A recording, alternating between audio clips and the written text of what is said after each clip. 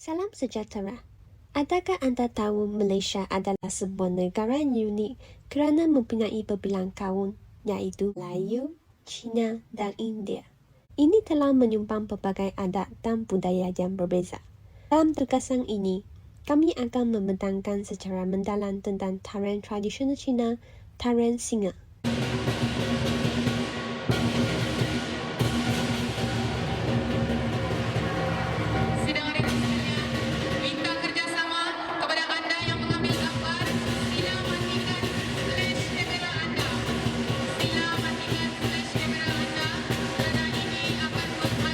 Tujuan projek ini adalah untuk mendidik masyarakat tentang seni tarian tradisional Cina.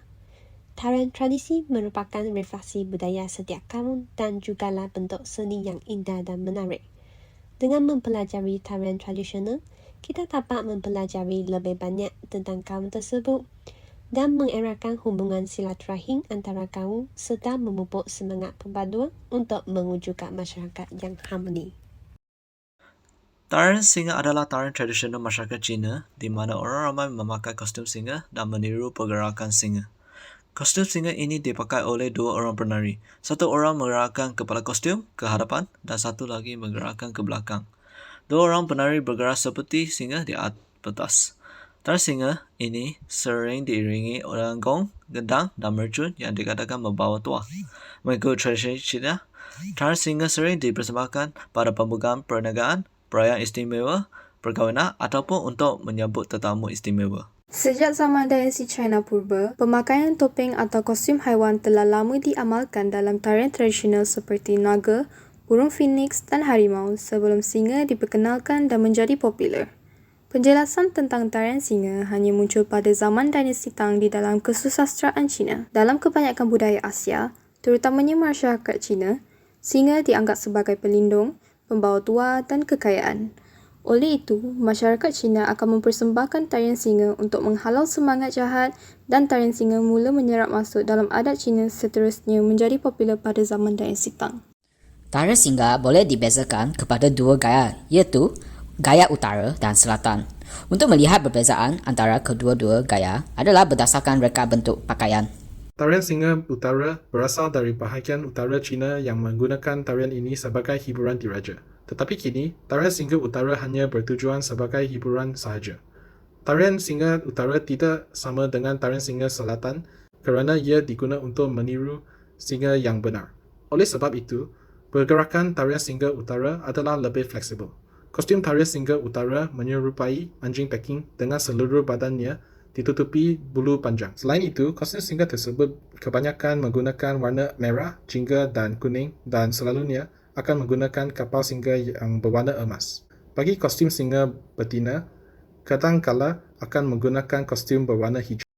Bagi tarian singa selatan pula, ia mempunyai pergerakan yang lebih akrobatik. Tarian singa selatan terkenal di Malaysia. Ia berasal dari wilayah Guangdong di China dan berkaitan dengan raksasa mitos Cina kuno Nian.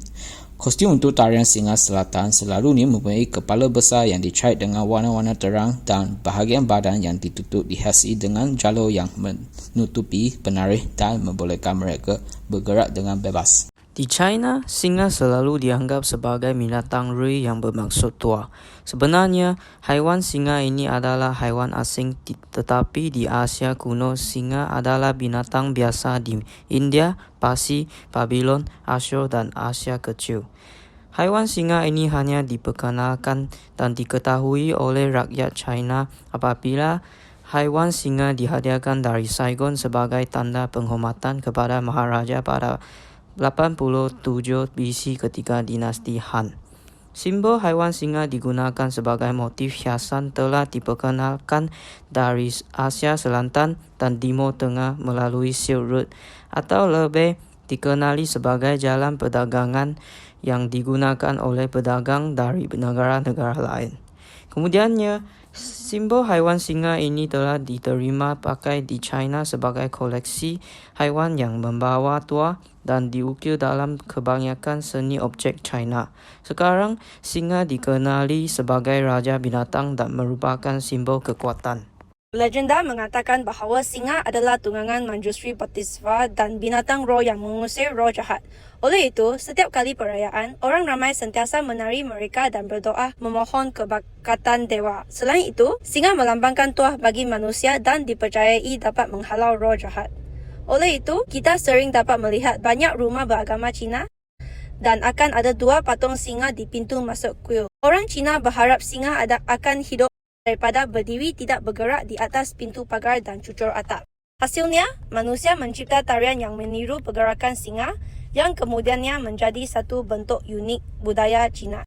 Terhadap kemunculan tarian singa mempunyai banyak pernyataan. Pada zaman dahulu, China mempunyai kisah tentang singa makan manusia di gunung dan rakyat menggunakan gaya tarian singa untuk menghalaukan singa. Namun, kenyataan yang dapat dipercayai adalah singa merupakan haiwan seperti naga dan unicorn.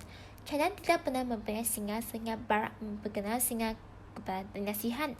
Pada masa itu, banyak peniaga juga meniru pergerakan singa untuk mempersembahkan tarian singa. Akhirnya, tarian singa menjadi popular dalam kalangan rakyat dengan kebangkitan agama Buddha.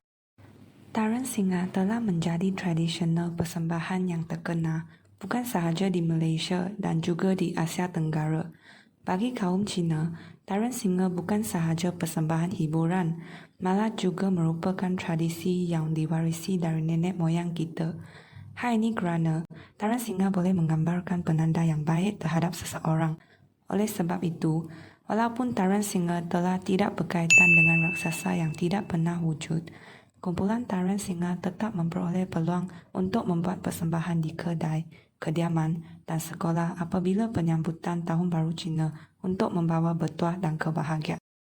Akhir sekali, tarian singa adalah salah satu budaya yang terkenal dalam kalangan orang Cina.